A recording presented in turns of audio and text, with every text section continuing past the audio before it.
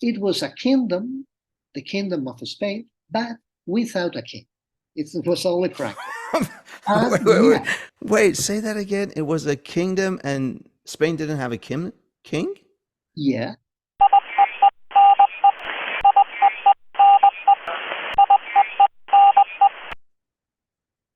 Dr. Ponce, in the last segment, we talked about Spain under Franco, under his dictatorship. So, how did Spain transition from Franco to democracy? Well, the regime of Franco was a personal regime. It was not a regime supported by an unique political party or even supported by a concrete ideology. It was a personal regime. And Ah, the problem when Franco died, and even before Franco died, the problem was if it was possible to continue the Francoism without Franco or not. And the political oh, elite knew perfectly that a personal regime was not possible to be continued without the main piece that was Franco. And from that point of view, they started a transition. And well, they started a transition without a concrete guideline, but they knew that something has to change when in did the Franco die? 1974, 1975? 1975. Okay. 1975, and they knew that the things are going to change. In fact, the new chief of the state was King Juan Carlos, Juan Carlos the Okay. First, and he was nominated as future king in 1969.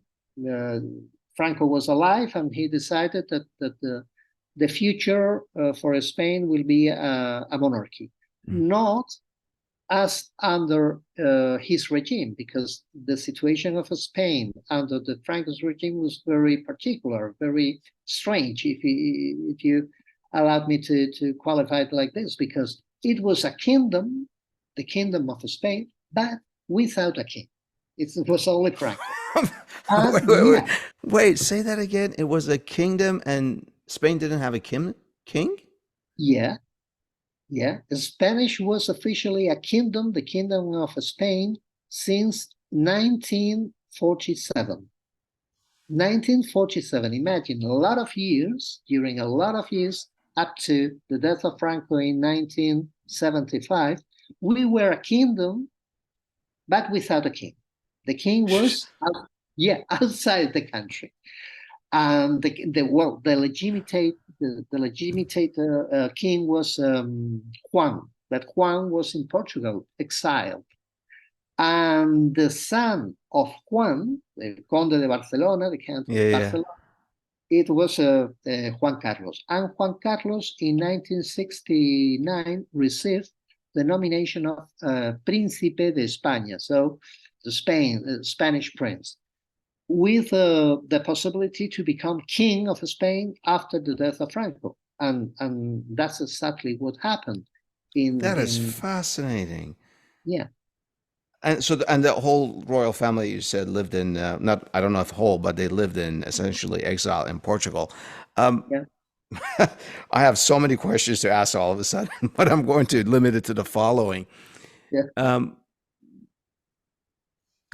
Franco established this personalized regime yeah, that didn't outlive him. But at some point, when the transition does begin, his I don't know, the military men that followed him, the military men that did the tortures or security apparatus, all the people that were involved in his regime, they were still there. How did they yeah. transition to democracy? Was there like a bloodbath, people going and getting revenge from them? Did they stay in government? Did they flee Spain? Because the whole thing didn't collapse at once, right? What happened to Yeah, those people? Yeah, well, there is an interesting concept, well, created, discovered, I would say, by the famous politologist Juan Jose Lins, Professor Lins, in the United States, Okay. living in the United States, and it was a concept of stateness. The strong point in Spain wasn't the regime itself, but the stateness, the stability of the state. And when Franco died, uh, a transfer of loyalties came up. The loyalties that were supporting Franco immediately supported the system. So King Juan Carlos. And King Juan Carlos started a process, he started only the process of transition, even with elements of the Francoism. In fact, Adolfo Suarez, the first democratic president in Spain, came from the movimiento, came from the Francoism. So from that point of view, we change the regime from a dictatorial regime to another democratic one, but keeping the stateness. That is to say, the civil servants, Oh. the army, the people that were working with the state kept their positions in general terms.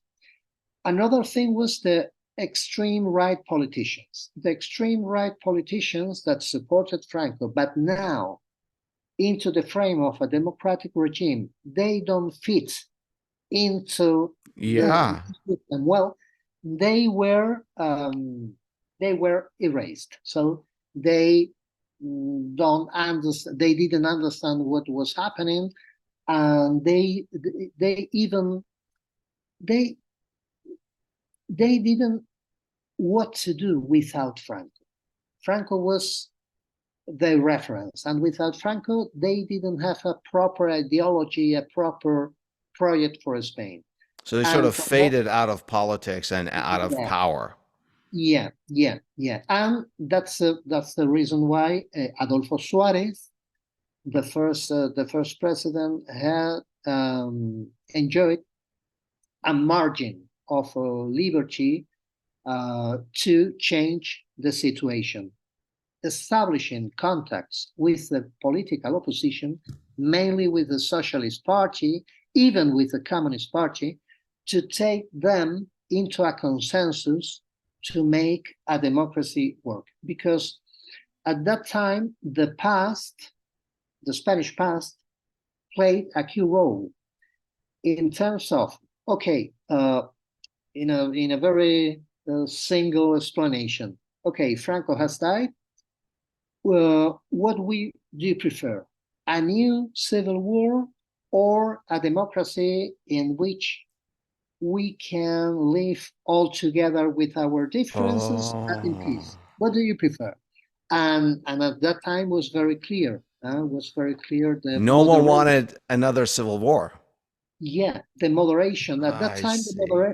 The moderation, the tolerance were key concepts at that time, and the dialogue as well. Yeah, and the 1930s Civil War was still within living memory of many Yeah. people in Spain, so they knew.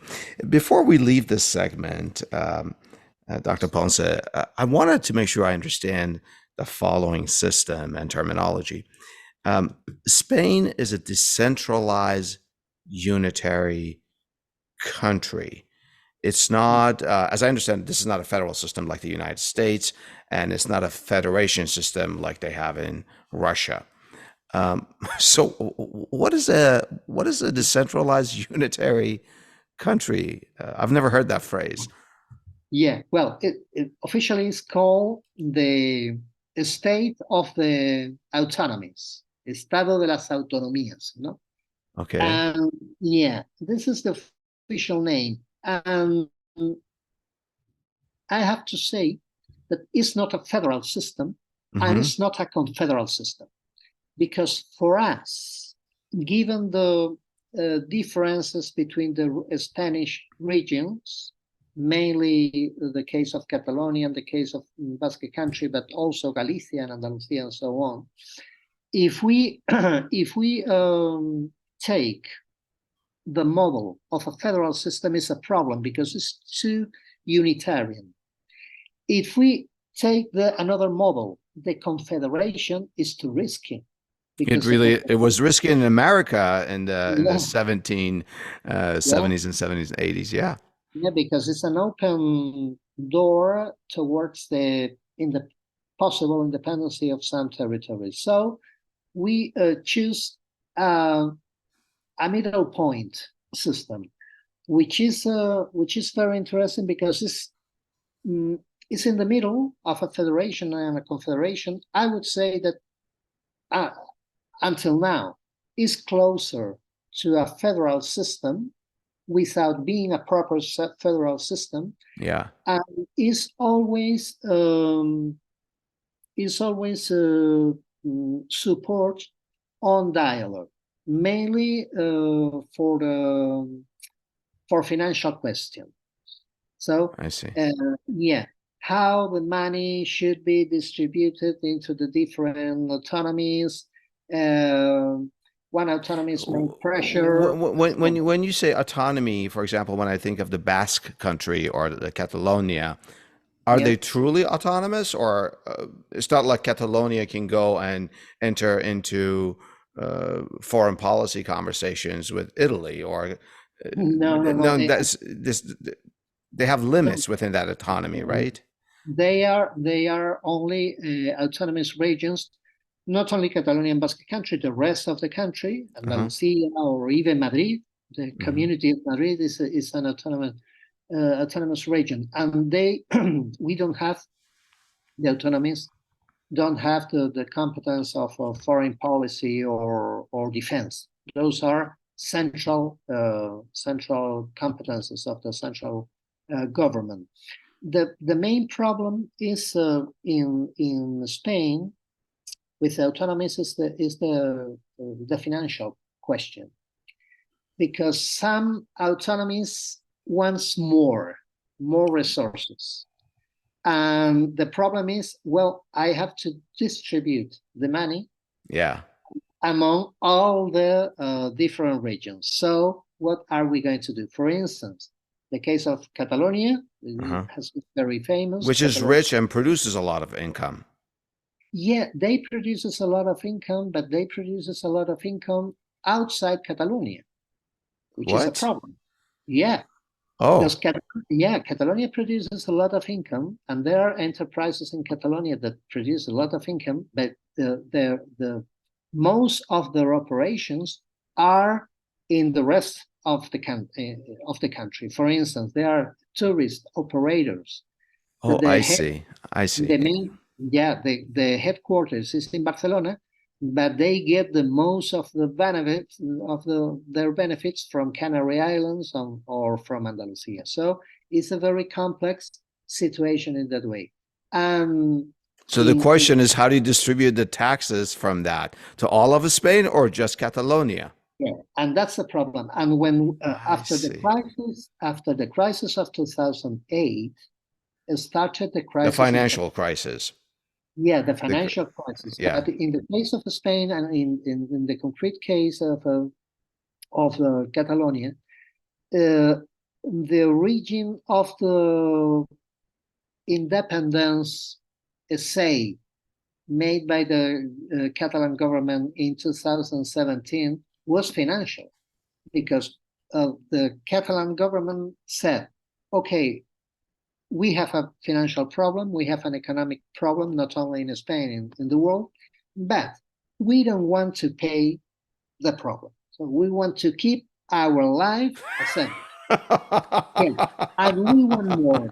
And the problem is that if you give more to Catalonia or you give more to the Basque Country, what about the rest of the regions? Yeah.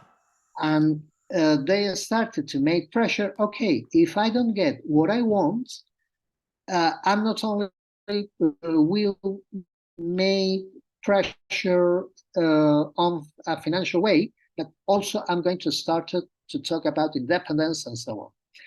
And the Oh, pressure, that's well, everybody fascinating. knows what happened with Catalonia. Yeah, yeah, Yeah, yeah. yeah, Yeah. The origin was not a political problem. The main origin was a financial problem. yeah. And we have a problem today. Yeah, yeah. In the U.S., we have similar problems, but sort of independence is not something that is often talked about, as you well know. Let's take a break here. Stay with me and Dr. Ponce as we get into the perspective.